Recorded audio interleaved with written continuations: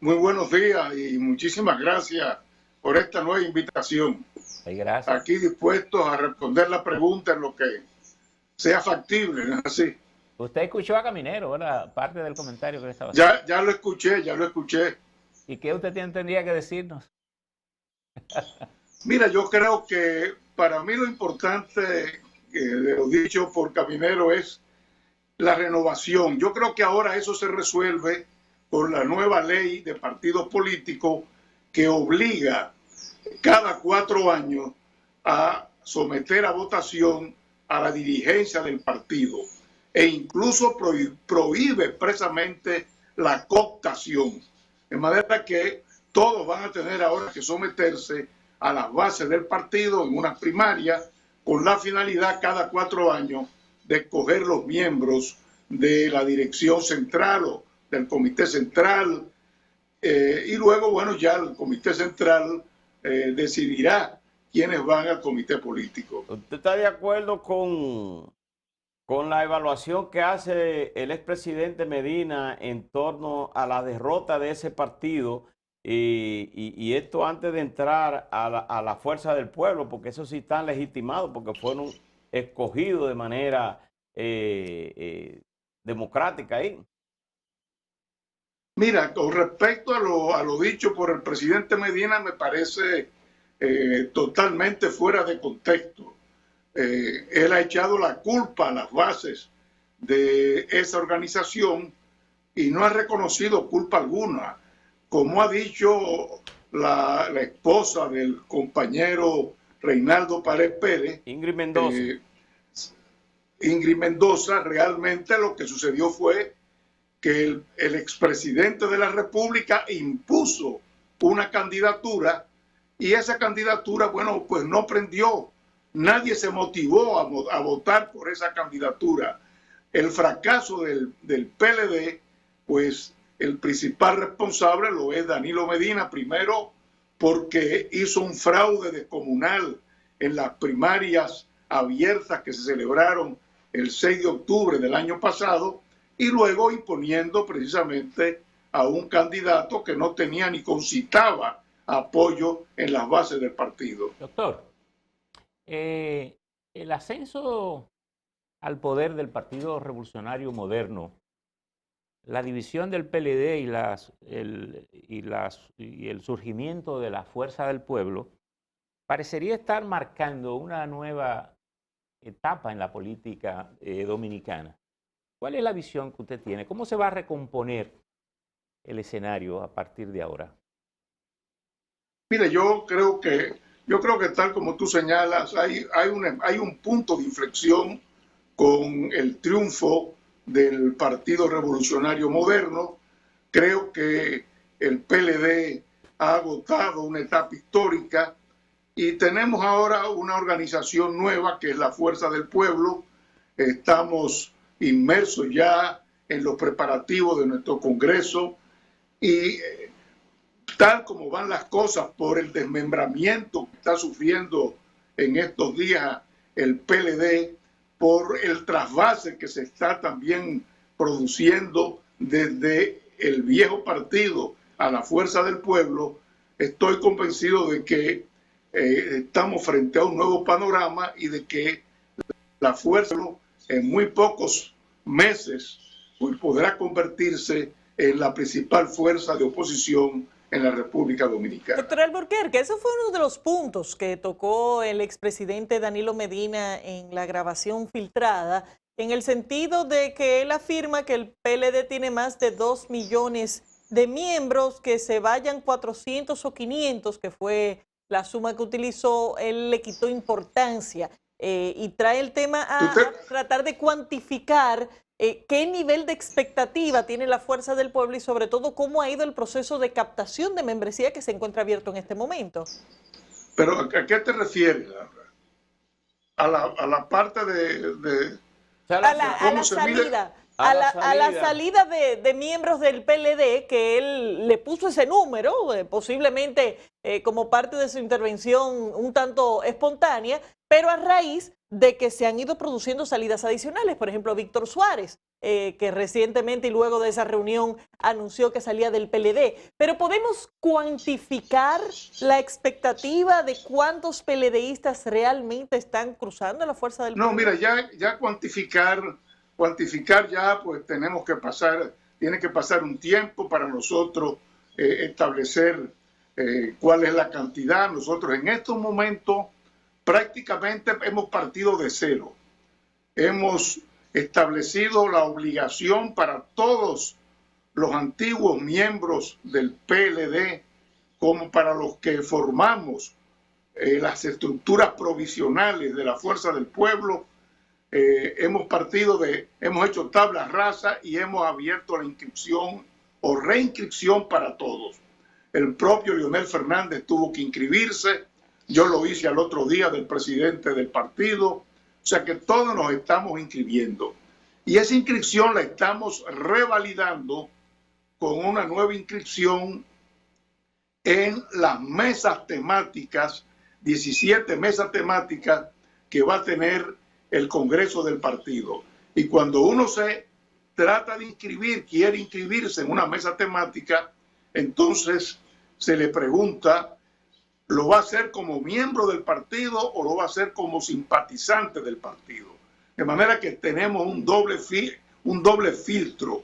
Primero, la inscripción directamente en la estructura orgánica y luego la inscripción ya como miembro, como simpatizante en el Congreso del partido. Esto con la finalidad de tener un padrón depurado y no un padrón adulterado o de bolsillo, doctor, para que nos engañen y decir que tenemos tal fuerza. A partir de ahí ahora podemos cuantificar cuántos han venido del PLD, porque una de las preguntas es, ¿usted ha pertenecido a alguna organización anterior? Y respondemos, bueno, lo que tuvimos en el PLD, sí, en el PLD. Doctor, a propósito de que usted dice que hay un punto de inflexión con el ascenso del PLD, a propósito de lo que Laura le refiere, el presidente Medina parecería también en su intervención redefinir un poco el concepto partidario, es decir, el partido que quiere. Parecería como que si quisiera volver a la idea del partido de cuadro. Usted participó en la fundación del PLD, participó en la fundación del Partido Popular también, que era su fuerza, y ahora está creando también la Fuerza del Pueblo. ¿Qué tipo de partido corresponde a una coyuntura como esta? ¿Es el partido grande, masivo? ¿Es el partido de cuadro que se forme para gobernar? ¿Cuál es la idea que se tiene? ¿O que usted entiende que puede tener éxito político? Mira, eso es lo que vamos a discutir ahora en el Congreso de la Fuerza del Pueblo.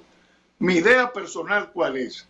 Yo creo en una organización, en un híbrido, vamos a decir, un partido de miembros en que pueda clasificar los afiliados como militantes y como miembros.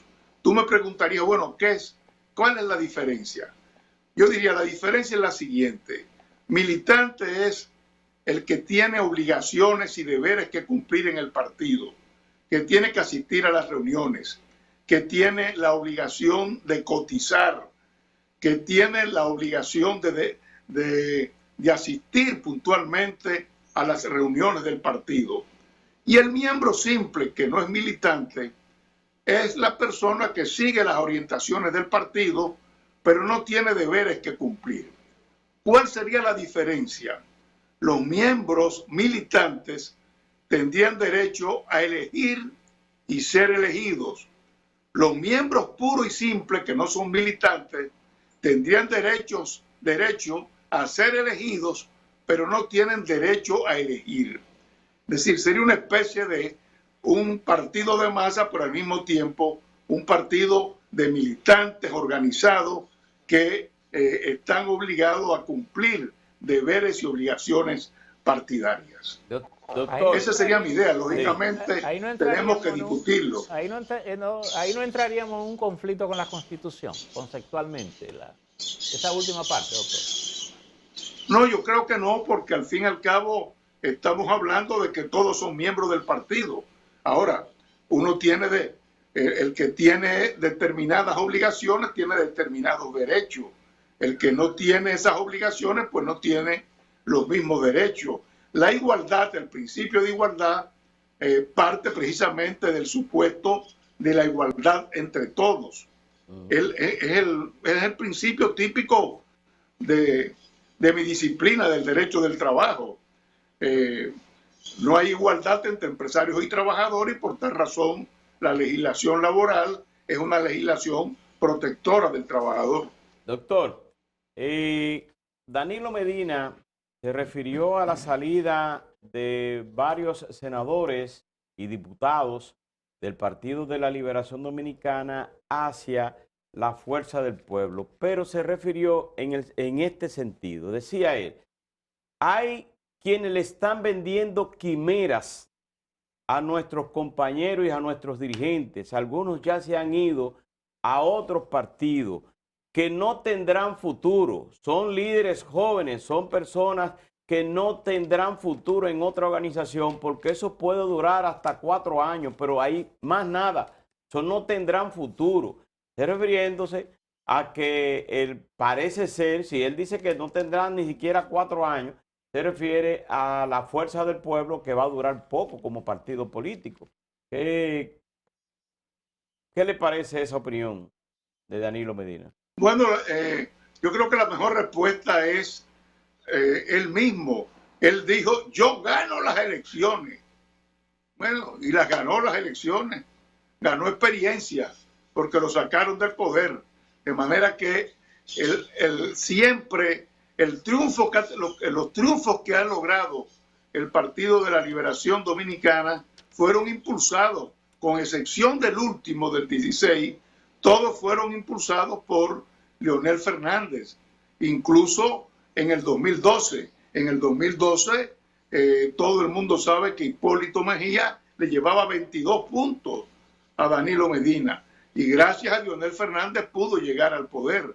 De manera que no hablemos son bravatas de parte de Danilo Medina que no van a tener ninguna importancia. Para nosotros lo fundamental es que estamos trabajando, nos estamos fortaleciendo y vamos a ser el principal partido de oposición en muy poco tiempo. Doctor, actualmente estamos todavía tomando conocimiento de muchas de las declaraciones juradas de funcionarios, de los salientes y bueno, también de los entrantes. ¿Qué le ha parecido ese proceso? Bueno, yo no te estoy... A los amigos lo estoy oyendo muy bien, pero a ti no te escucho bien. No sé qué será, doctor. Déjeme tratar. ¿Me escucha mejor ahí? Sí, ahí sí te escucho mejor ahora. Doctor, le decía que estamos en medio del proceso de ver las miles de declaraciones juradas, tanto de los entrantes como de los salientes. Aquí le hemos puesto la danza de los millones porque se ven unos patrimonios realmente extraordinarios que quizás no son tan consistentes con lo que es la realidad económica de la inmensa mayoría de los dominicanos, quitando el quizás. Cuéntenos un poco de cuál es su impresión y su percepción de este tema, tomando en cuenta que usted fue no solamente funcionario público mucho tiempo, sino que también tuvo la oportunidad de ser vicepresidente de la República en 2 ocasiones. Mira, a mí me parece importante, ¿no es así? Me parece importante hacer las declaraciones, pero creo que nosotros necesitamos fortalecer la Cámara de Cuentas, tener una Cámara de Cuentas que cuente real y verdaderamente con funcionarios competentes. No me refiero a los miembros de la Cámara de Cuentas, sino a los empleados, con los auditores necesarios para poder llevar a cabo esa misión de control y de auditoría de parte de la Cámara de Cuentas. Porque, bueno, el papel lo aguanta todo. Cualquiera puede hacer declaraciones abultadas con la finalidad de, bueno, el día que salgo de allí es la forma de poder justificar lo mal habido que he hecho durante mi gestión. O lo mismo, se pueden hacer declaraciones con la finalidad de tratar de ocultar el patrimonio que se tiene. Creo que lo importante es el que esas declaraciones estén respaldadas por las investigaciones de los auditores de la Cámara de Cuentas. Ahora, muchos de esos funcionarios que han hecho declaraciones multimillonarias nunca han estado, vamos a ser claros y francos, nunca han estado en puestos de gobierno, de manera que en principio pues hay que aceptar que se trata de bienes que conseguidos durante su gestión como empresario privado. Doctor, en el caso de usted, que es un experto laboral, en esta semana salió a relucir una discusión en el que se plantea, las centrales sindicales decían que el gobierno y los patronos tendrían que buscarle la vuelta, porque muchos empleados que están suspendidos, otros cancelados, cuando llegue diciembre, los regulares, que el Código de Trabajo dice que es una proporción que le toca, pero en el caso de esta situación de pandemia, ellos entienden, las centrales sindicales, de que pudiera darse una prestación completa. ¿Cuál es, si usted ha visto esa discusión, y cuál es su planteamiento como experto laboral? Mira, evidentemente le he visto la regalía o salario de Navidad, como es lo que es el nombre de la ley. Ese salario de Navidad se supone que es el doble sueldo, pero si usted no ha cobrado durante el año, entonces va a recibir una suma menor, una proporción de lo que usted ha recibido durante el año. Estamos hablando de enero a marzo.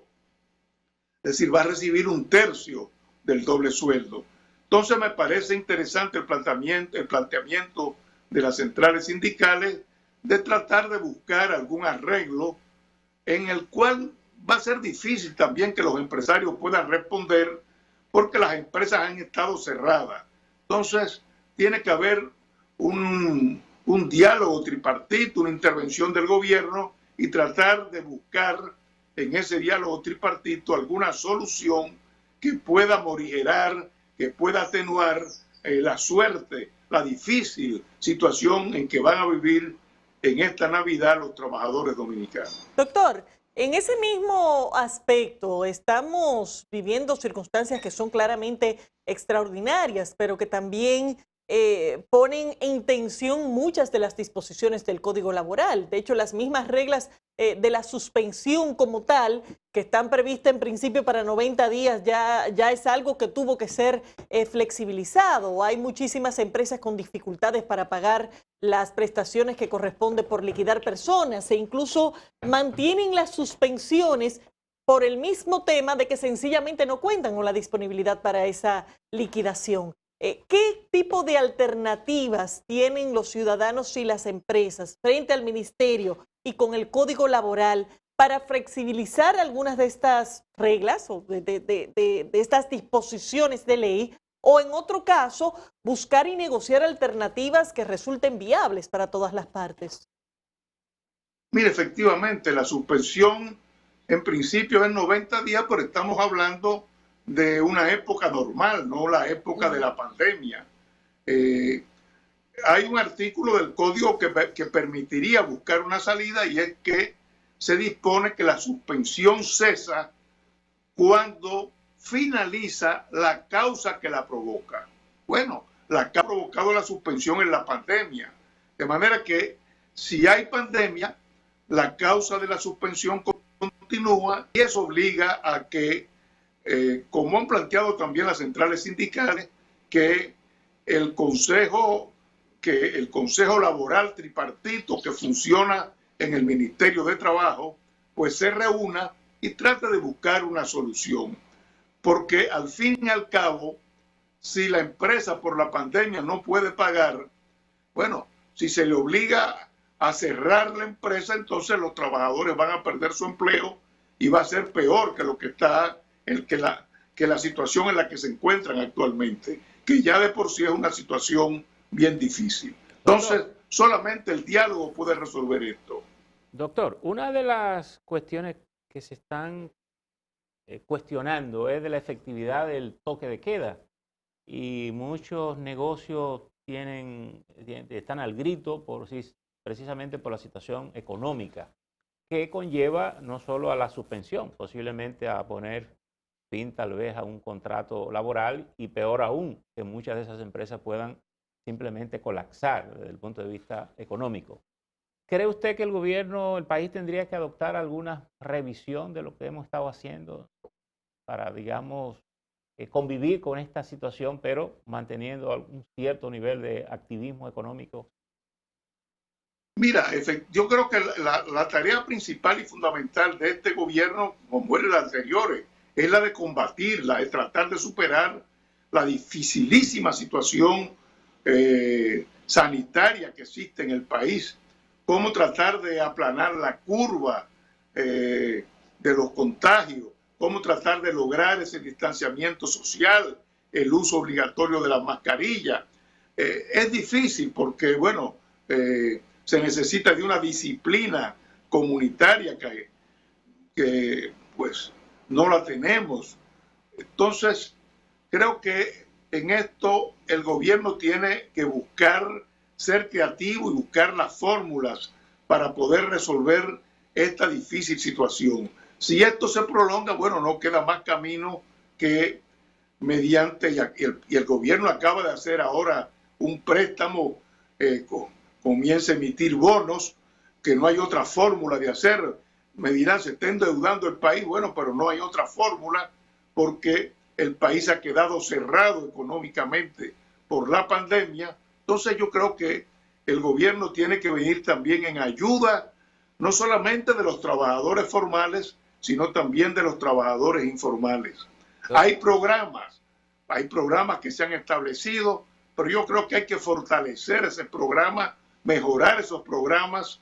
Ya los nuevos incumbentes han hecho denuncias de cómo hay miles y miles de personas que ni siquiera sabían que estaban incluidas en los programas, otras que tienen beneficio de los diversos programas. Todo eso hay que rápidamente depurarlo y, si es necesario, fortalecer e incrementar la suma que están recibiendo los beneficiarios de esos programas. Doctor, porque de lo contrario nos exponemos a una explosión social y entonces eso sí sería mucho más peligroso. Además de la pandemia, la explosión social. Doctor Albuquerque, ayer cerró en el Senado de la República las inscripciones o postulaciones para ser miembros de la Junta Central Electoral.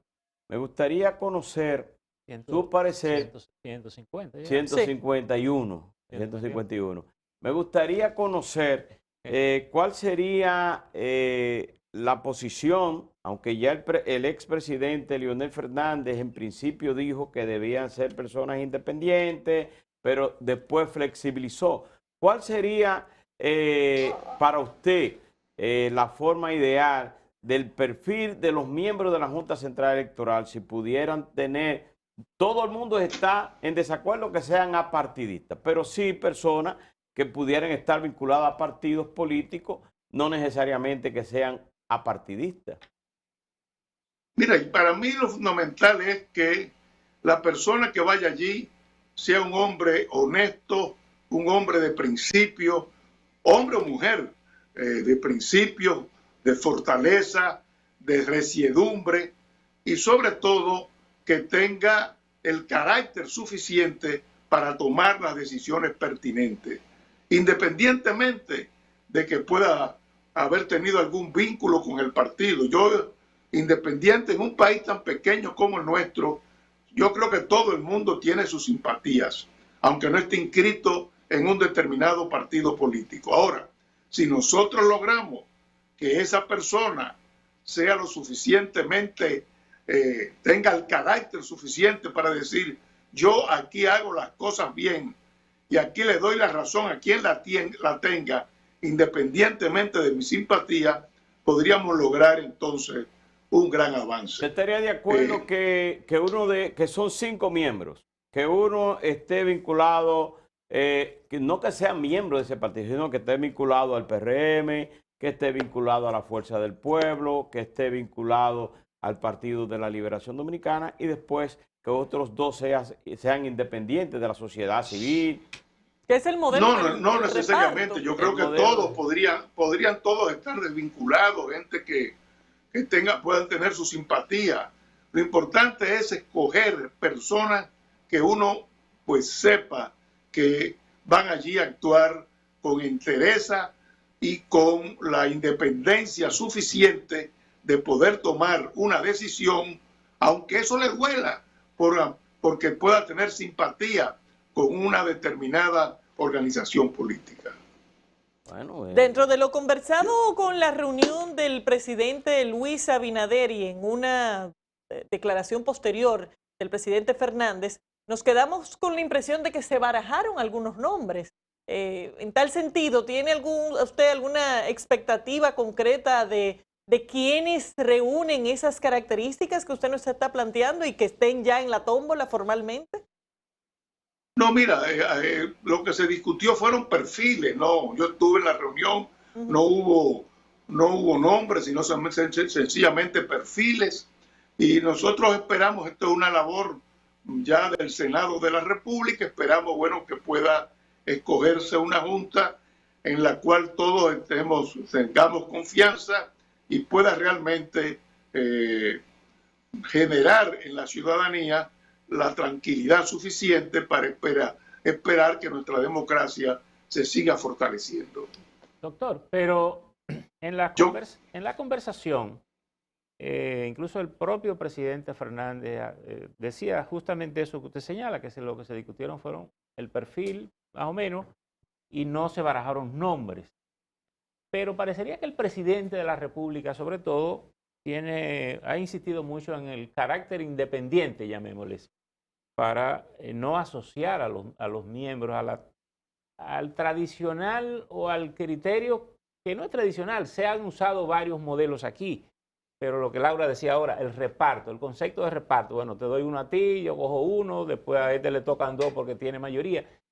¿Cuál es el criterio de la fuerza del poder? ¿Ustedes prefieren el no reparto y que se cree una junta más o menos en el perfil que el presidente le está planteando?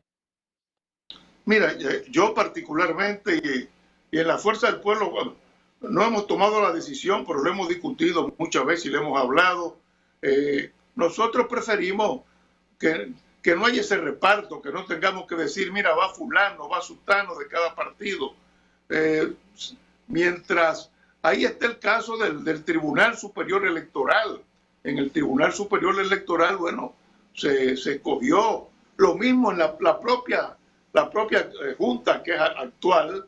Bueno, hay una sola persona que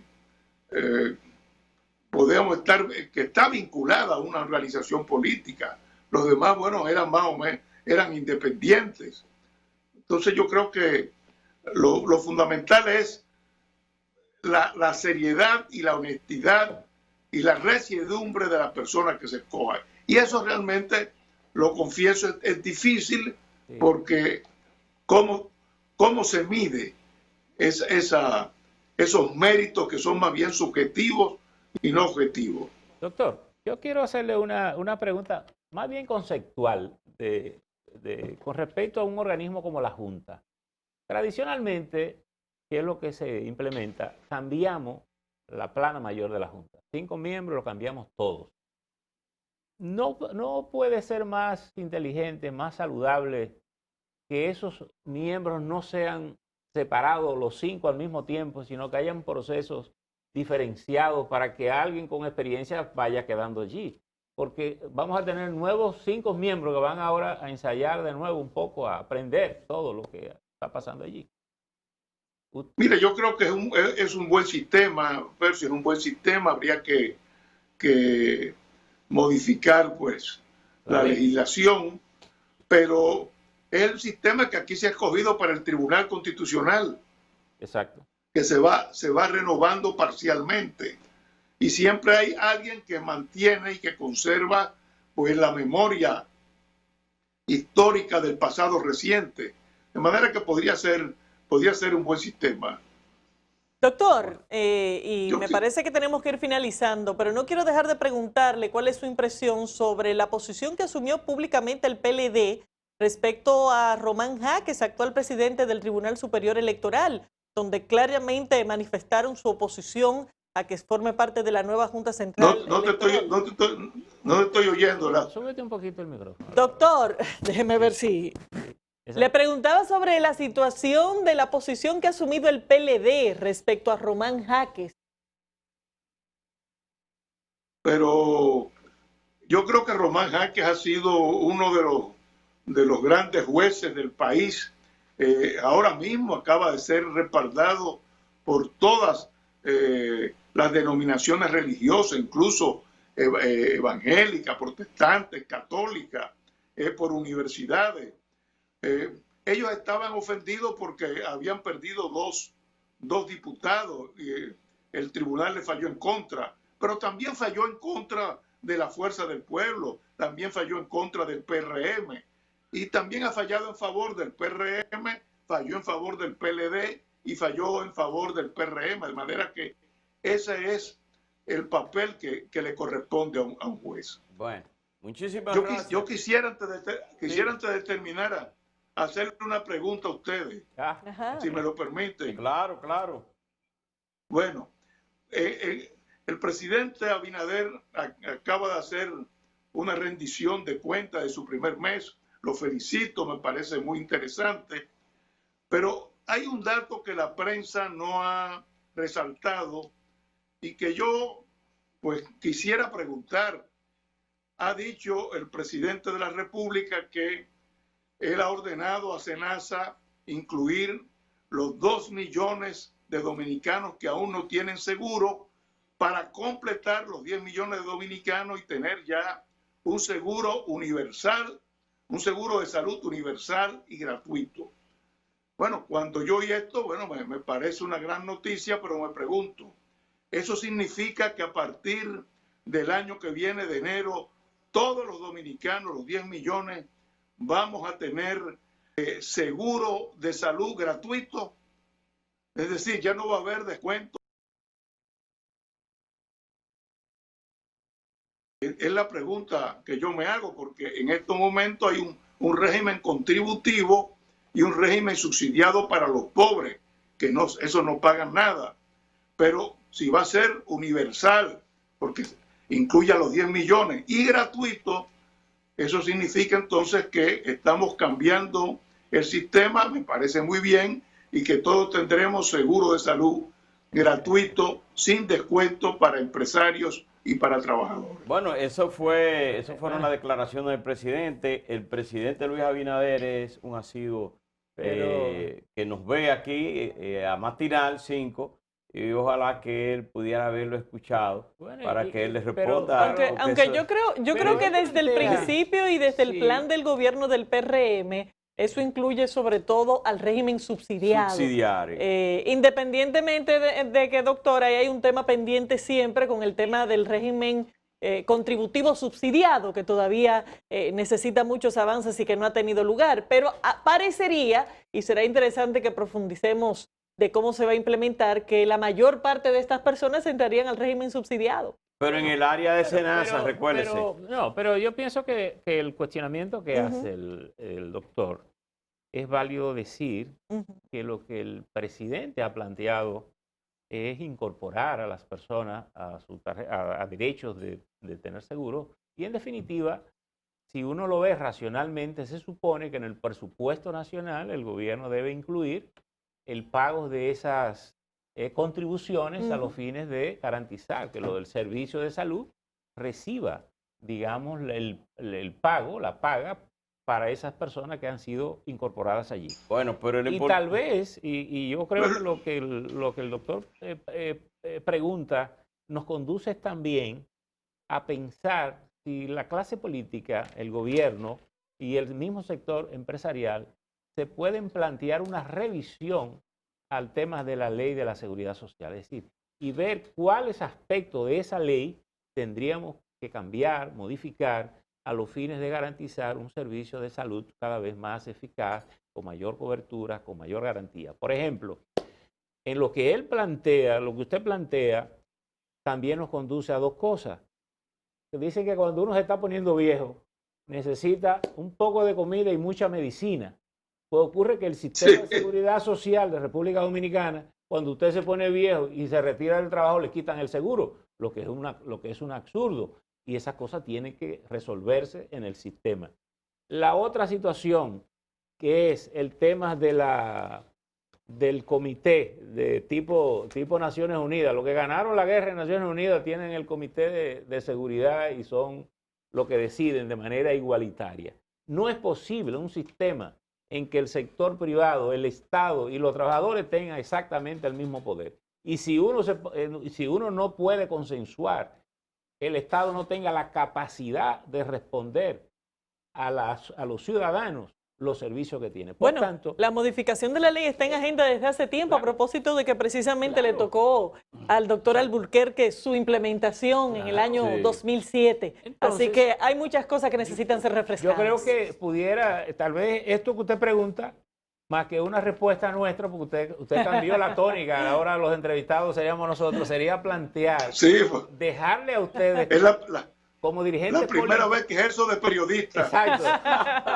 Y lo ha hecho muy bien porque creo que coloca sobre la mesa un tema sumamente importante que además se regresa hacia usted como dirigente político para decir, ese es un tema de suma importancia para la vida de la República Dominicana. Pero de seguro que tendrá respuesta. Esa pregunta suya tendrá respuesta en el área oficial, porque Luis Abinader responde siempre muchas cosas a los sectores públicos y sobre todo usted que tiene prestigio. Y cuando hace una pregunta pública, seguro tendrá respuesta. Muchas gracias, doctor. Hemos tenido una magnífica conversación con usted. Le deseamos un excelente desayuno. Señores, muchas gracias, igualmente. Gracias, doctor. Despedimos al doctor Rafael Alburquerque y así cerramos esta entrevista. Vamos a la pausa, enseguida volvemos.